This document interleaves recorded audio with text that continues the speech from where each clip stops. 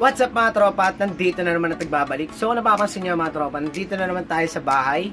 At pasensya na kayo kung hawak ko yung cellphone ko ngayon dahil nasira yung tripod natin. So for today's video mga tropa, marami nag-request sa akin ito na gumawa raw tayo ng video about dito sa spring ng round spring mga tropa. So saan ba nakukuha to? So nakukuha to mga tropa dito sa air soap na toy gun, no? So, bubuksan mo lang to. Bubuksan mo lang yung pinaka-type niyan at makukuha mo na yung spring sa loob. So, ganun lang siya mga tropa. Pero bago yung mga tropa, bago natin simulan na mag-align ng spring, make sure mo muna na na-hit na yung subscribe button at click mo na rin yung bell para updated ka sa mga paparating nating mga video. So, mga tropa, simulan na natin mag-align ng spring at paano ba ito magagawa. So, tara! Let's go! So ito na mga tropa yung kailangan nating mga tools. So sa mga gusto dyan magbalak na kasi wala tayong mabiling spring o wala tayo talagang pambili. So meron tayo ritong spring na nanggaling sa air soap mga tropa. Mga ganitong barel. So ang gagawin mo lang dyan, kakalasin mo lang to. Yun, meron siya spring doon. Tapos meron pa siyang spring dito. Nandito, yan. Ito mas okay. Tapos ito naman kasi medyo matigas, kaya ito yung ginagamit ko, yung dito. So dyan mo lang siya makukuha yung mga DIY spring dyan na pwedeng gamitin. So ito ang mga gagamitin natin, yung mga spring na galing doon sa air gun, long nose, yan, lice, at cutter. Yan. Syempre hindi mawawala dyan mga tropa yung hub na pagte-testingin natin dito para makita natin kung pwede ba siya, di ba? Mag-start mga tropa, no? Pakita ko muna sa inyo yung iba't ibang klase ng spring. So ito yung mga round spring, ito yung stock, mga stock to mga tropa, no? Sa mga walang ano dyan at gustong stock, meron ako dito, PM nyo lang ako sa page. Yan. Ito is pwede siya sa Ragusa XM500, Ragusa 600. Yan yung size ng laki niya. Medyo malaki to. Yan. Tapos, meron naman dito, ito yung mga pang Shimano Nan series na hub. Ito yung mga pang 2 pouls, mga pang ganito lang. Yan. Sakto lang siya dyan. Yan. Plated yung pinaka-spring niya, hindi siya round, no? Ayun, kung nakikita nyo, plated siya. Hindi siya round. Tapos ito pwede rin to sa ito naman sa weapon attack, weapon sniper. Yan. Yung dual spring. Ito. Pero bago yung mga tropa, syempre make sure nyo muna yung pulse nyo ay kasya yung spring na gagamitin nyo. Yan. Sesa na kayo dito sa pulse ko kasi ito lang yung mga natitira kong pulse. So halimbawa, ito yung spring na gagamitin nyo. Make sure nyo na pasok siya dito. Yun, pasok, diba? Kasi kung hindi yan pasok, hindi yan magpe-play. Katulad nito. Ito medyo malaki. Yan. Oh, hindi siya pasok.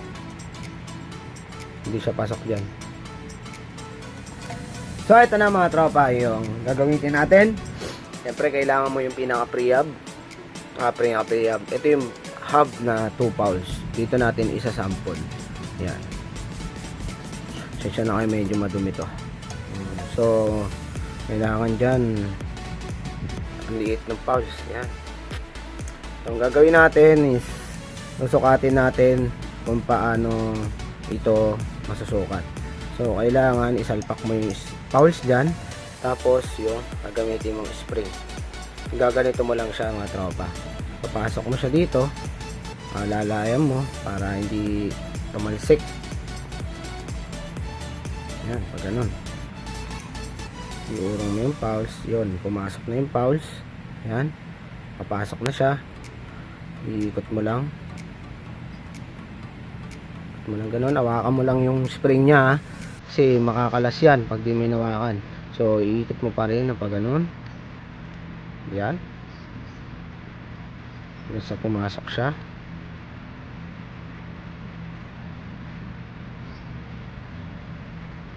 Yan. So yan yung sinasabi ko, medyo hindi pasok to, pero ganyan lang yan mga tropa, no? Kailangan pag magsusukat ka, nakakabit yung pulse nya para mismong spring o mismong sukat na makukuha mong ganito na stock. Yan, pag naikot mo na dulo, puputulin mo siya medyo konti lang, hindi masyadong malayo dito. Yan, kuhanin mo yung cutter plies and then sukatin mo lang dito, lagyan mo lang siya ng bakat. Yun, nabakatan mo na, kakalasin mo na siya ulit. So yan, may bakat na siya rito, kapay mo lang ng daliri mong ganon. Yan, makikita mo dyan at mararamdaman mo na yung pinaka bakat niya dyan. Doon mo siya puputulin. So puputulin mo siya ng cutter at aawakan mong ganyan para hindi tumalsik, no? Yun, naputol mo na, ganito na siya, ang layo sa stock. So ganito gagawin mo, kailangan mo ng plies, diba? Hawakan mo rito, ikot mo pa ganon, titignan mo siya, ipit mo rito yan, tapos sisilipin mo patagil na paganyan. Yan, pantay na yung isa, ito naman sunod, piti mo lang ulit na ganon, ikot mo lang siyang paganyan, ikot mo lang ganyan. Yan. Yan, medyo konti na lang. So kailangan mo na dyan yung pinaka long nose naman. Ito, long nose, ipit mo ulit doon, ganito. Yan, ito na siya, hindi siya masyadong pantay mga tropa, no? So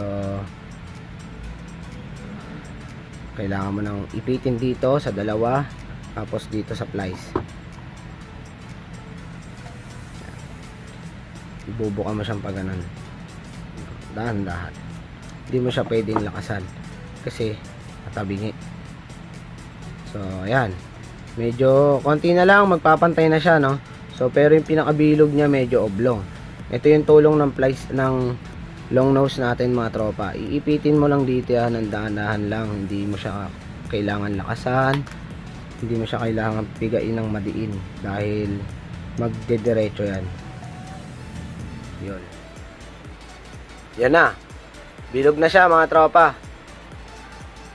So pag na-check mo ng bilog na yan, itagilid mo gano'n kung pantay, pwede na. So medyo dito yung dulo na lang yung problema natin, kasi medyo hindi pa pantay yung dulo. Yan, hindi pantay yung dulo. So ipitin mo lang ng long nose yan, ipitin mo ng long nose, hawakan mo dito,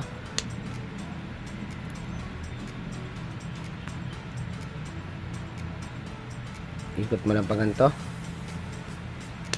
Yan, yun.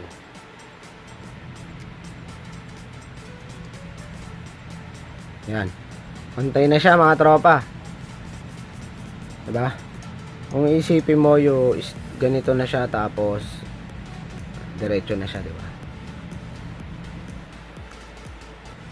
Yan, tapos mo na nahulma o na align yung spring, kunin mo na ulit tong ano natin, kailangan mo to, balik mo ulit siyang ganon, naka pulse, tapos pasok mo siyang pa ganito. Ito medyo mahirap to, tiis-tiis na lang kayo. Yan, alalayan mo pa ganon, tapos tulak mo siya pa ganito. Yan, napasok mo ng ganon, iayos mo yung pulse, takin mo lang to, dahan-dahan. Yan, alalay lang, para hindi siya tumalsik. Yan.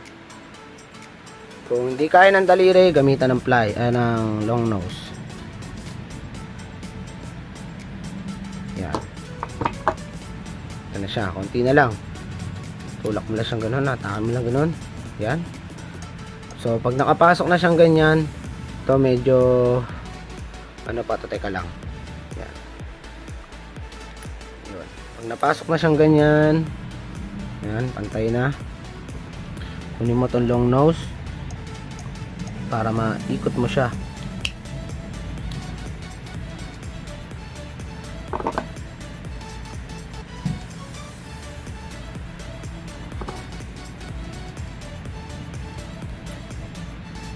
So, ayan mga tropa.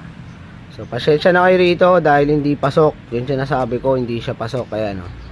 Kaya hindi siya pwede. Pero itong isa, nag-fit na. Yan. At nagpe-play.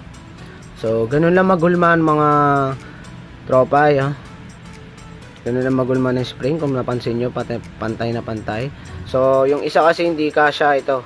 Pang thread type kasi itong pulse. Ito, pang 2 pulse talaga to na pang Shimano ng series. Ayan. Yan siya, nagpe-play siya. Ganun lang gumawa ng spring o maghulma. So may idea na kayo para hindi na kayo mangamba pa na wala kayong makita ng pang 2 pulse. Yan. Mga tropa, natapos natin is magawa na ng stock spring to. So hindi siya stock, no? Dahil DIY spring lang na nanggaling dito sa air soap o sa air gun na baril. Yan.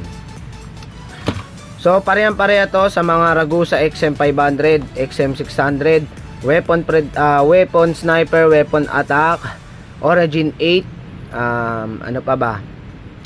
Yan, basta round spring ganun. Pag magsusukat kayo ng spring, laging nakasalpak yung pulse para makuha mo yung tamang sukat ng spring. Kasi kung magsusukat ka na wala yung pulse, kulang yung spring na mangyayari. Kulang siya pag hindi mo siya sinalpak yung pulse. Kumbaga kapos yung spring. Kailangan nakasalpak yung pulse bago ka magsukat. Yan. Okay na to. Lahat ng round spring na hub, ganito lang maggawa o mag-align ng spring. Kung wala kayong pambili, yan, hanap lang kayo. So, hindi pwede yung sa sipit na pang sampayan, hindi pwede yun mga tropa, no? Kasi sa mga iba dyan, pinupukpok nila yung spring para maging sakto dun. Hindi pwede kasi pag pinukpok mo yun, magkakaroon na ng crack yung spring. Kasi hindi naman to talaga metal na bakal, no? Asero to mga tropa. Asero. Hindi siya yung metal talaga. Kasi pag to na mabilis tong maputol pag to nagkaroon ng crack. Kaya dapat hindi pupukpukin. Yun lang. Okay na mga tropa. Mga tropa, natapos na natin mag-align ng spring dahil medyo busy tayo ngayong araw dahil marami nagpapagawa at nagpapa-repair ng hub. So sa mga gusto magpagawa dyan, nandyan na yung address ko sa description. Basahin nyo na lang dyan, tapos nandyan na rin yung page ko. PM nyo na lang ako dun kung gusto nyo magpagawa o magpapalit ng spring. So yun mga tropa, thank you very much sa mga tropang bikers natin at patuloy sumusubscribe at sumusuporta sa ating channel. Dahil 7,000 magpa 500 plus na tayo. Ayos, thank you very much mga tropa. Sa mga magpapa-shoutout dyan, comment nyo na lang sa baba at shoutout ko kayo sa next video. Ang next video naman natin is paano magbukas ng Shimano Nan series na center lock. Paano magbukas. So yung mga tropang ka dito na lang. Tunog Mayaman Nation, Hub Edit, Hub Reaper, God First. Paalam.